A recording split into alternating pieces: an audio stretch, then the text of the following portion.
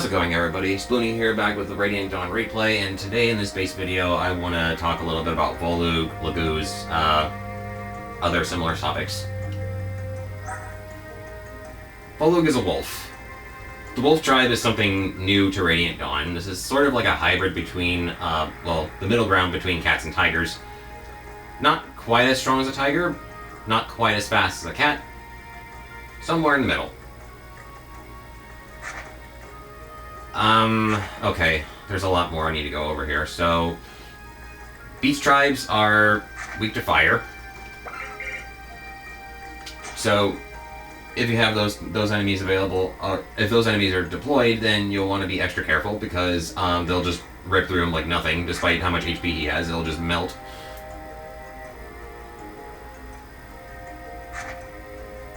Beast tribes generally have high movement, however, they are pretty much stuck on the ground, compared to other laguz types that can either fly or have, or can, do other things.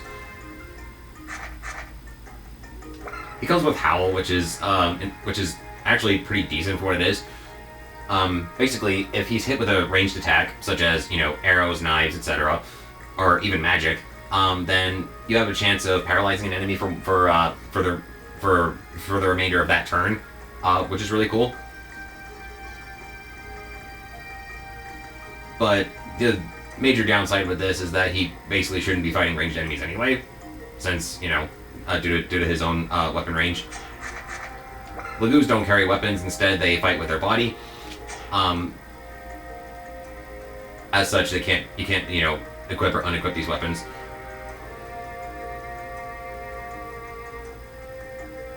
And when laguz are in human form, they can fight back. However, they tend to be pretty weak, as we demonstrated with the laguz bandits in the last chapter.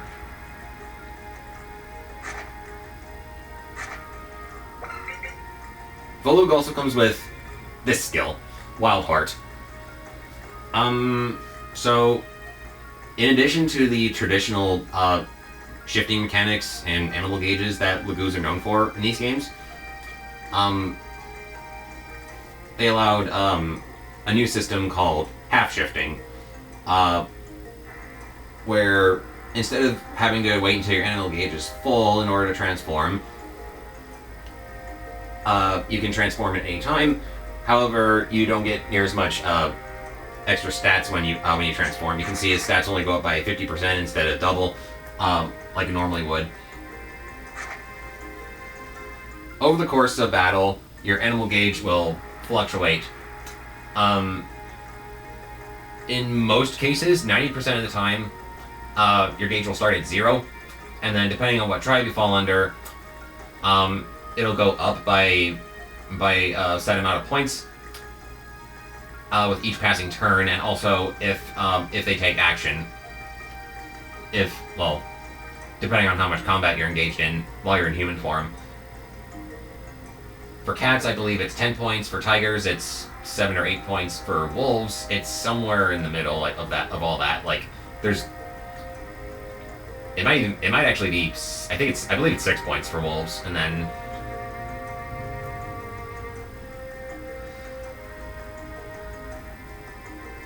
yeah, sounds right. And then birds and dragons transform at bird animal gauges might even be a little slower than that, like maybe 4 or 5 points, and then dragons are only a measly couple points. I don't remember the exact amount. But so that's just for human form. When in animal form, your gauge will decrease by a set amount every passing turn, much like when it increases when you're in human form. Once again, for cats and tigers, it's somewhere around 3 or 4 points when you engage in combat, and also even if you just don't do anything at all. Excuse me.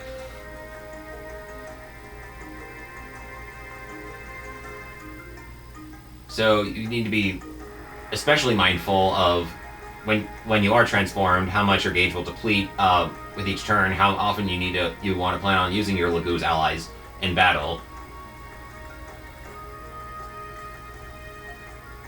and be able to plan your moves around that. Because once that gauge drops to 0, at any point, whether it's during your turn or an enemy's turn, you immediately go back into human form, and you could be a sitting duck. Again, with half shifting, you don't need to worry about this. However, well, because you can, no, you'll still, when you half shift, normally, under normal circumstances, the gauge will still deplete over time when you're in animal form. However, you can circumvent this when it's your turn. When it goes back to your turn, unshift to human form, half shift immediately back into animal form, and then repeat the cycle over again. Volug in Part 1 is a special case to this rule because this skill is locked onto him when you first recruit him, and also he will never revert to human form during Part 1. So, for this part of the game only, you don't need to worry about this. However, after Part 1 is over, all that gets thrown out the window, and you gotta do it the normal way. So, because of the constant back and forth, laguz units are already kind of difficult to manage. And that's not without getting into their weapon level, and I guess the woes behind it. Your strike level for most regular laguz in this game starts at a measly A rank, and you fill this over time, just like you would with any other weapon level, by landing attacks. If you're playing easy mode, your strike level will increase very quickly, so you may not need to worry about this as much. However, on normal and hard modes, it goes up at the normal rate. If you're using laguz allies a lot, then you'll see this increase. You'll see the weapon rank go up pretty reasonably, I would say. So let's say if we use Volug for every single battle for the remainder of Part 1, he very well could be up to S rank, if not close to it, by the time the next chapter rolls around that we can actually use him in. Keeping in mind his own availability. When your strike level goes up, your weapon might also increases by 5 points. So at S rank, this will become 14, and then you can increase it one more time to double S rank, and this will become 19.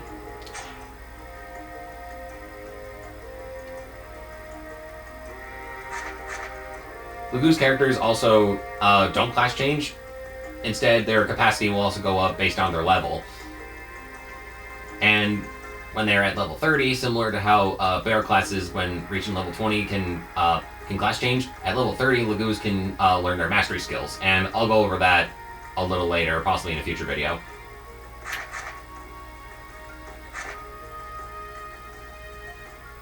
So yeah, strike levels are a pain to raise on the higher difficulties, and I mean a pain. The constant back and forth between transformations, debating about whether or not to use, these types of skills to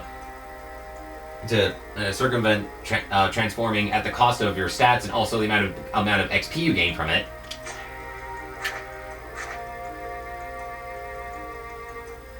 Yeah, laguz are weird. My personal perspective on this, in this game, I like them, but not as much as I used to.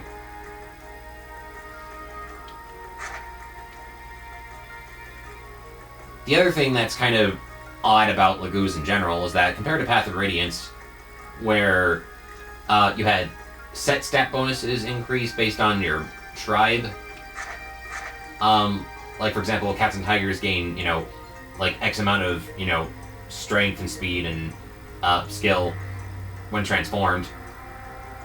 And then when equipped with the Demi-Band, you would only gain half those bonuses, much like half shifting.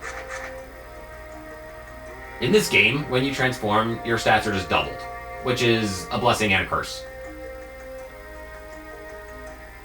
when you're transformed, fully transformed, mind you, not half shifting, because, well, as you can see, the stat gain's only 50%.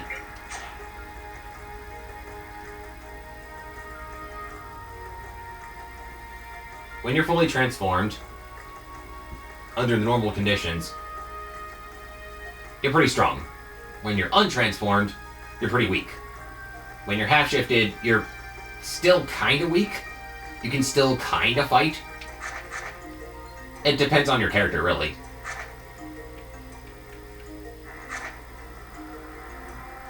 I'm going to be really forward with you guys. By the time this skill is no longer locked, I would say remove it. Because honestly, it's, I don't know. Like, you could argue that because the laguz already grow slowly, with or without this skill, that it wouldn't make that much of a difference. However, 50% of your stats kind of make a difference. Especially in this game, where the enemies scale very, very quickly.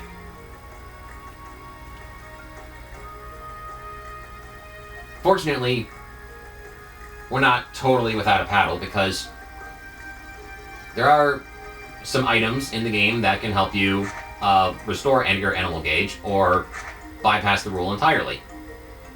However, these don't become available until way later in the game, so for now, we just gotta suck up, deal with what we have, and be glad that we're in no worse shape than we are.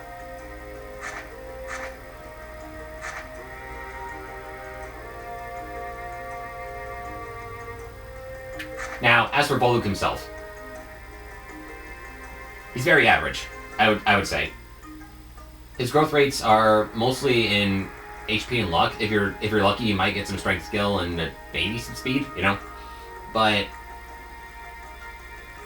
for laguz characters especially, if you're not relying on just their natural growths, depending on the character, you'll want to follow the VXP rule, which is a very interesting adjustment that they made to it in this game compared to the previous one. Because before, when you use BXP on a character, it'll be treated as a regular level up. But in this game, when you level up using BXP, you gain 3 stats, just 3. Which, at first glance, might not sound particularly useful. However, you can really, really take advantage and exploit this by waiting until your character is at a decently high level. Let's pretend that in 6 more levels, Micaiah maxed out her magic stat. I could use my BXP to give her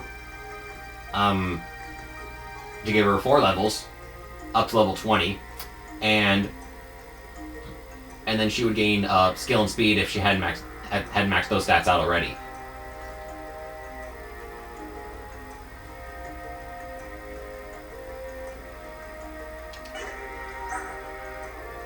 What's a better way I can work this? So if I use my Seraph on her, raise her HP to 25, she gains HP, magic, and res on in the next like 6 to 8 levels. Then she would have her HP and her HP and magic would be maxed out already, so her growth rates would be ignored for those stats.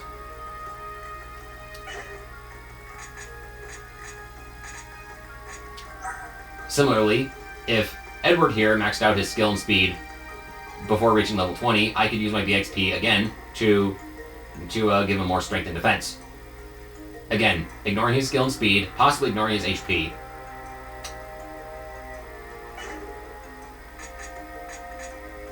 It's not a guarantee. I mean, you still have to, you still need to consider other stats, and the random chances of their of those points increasing. But this is very much something that you can do to a good way to circumvent the weaker characters into helping them catch up. And that, when used in tandem with skills, can really make things interesting. And this is what I mean when I say that when I talk about freedom and flexibility, because if you play your cards right, regardless of whether or not you're lucky, if you know how to manage your BXP on top of your your gold and skills and everything like that, then yeah, you can make something really good out of this.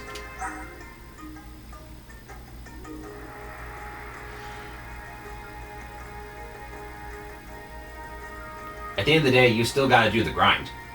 So, yeah, it's up to you whether or not you actually want to use laguz. If you were to ask most players, they will tell you that, laguz are kind of, high maintenance, a lot to consider.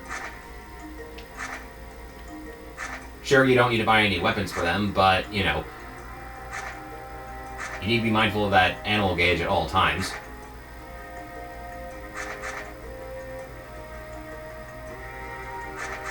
And even with the high capacity, you can only carry 6 skills at a time. Well, 5 if you ignore shove. So, there are limits. But, again, mind over matter. Do what you like to do, and have fun.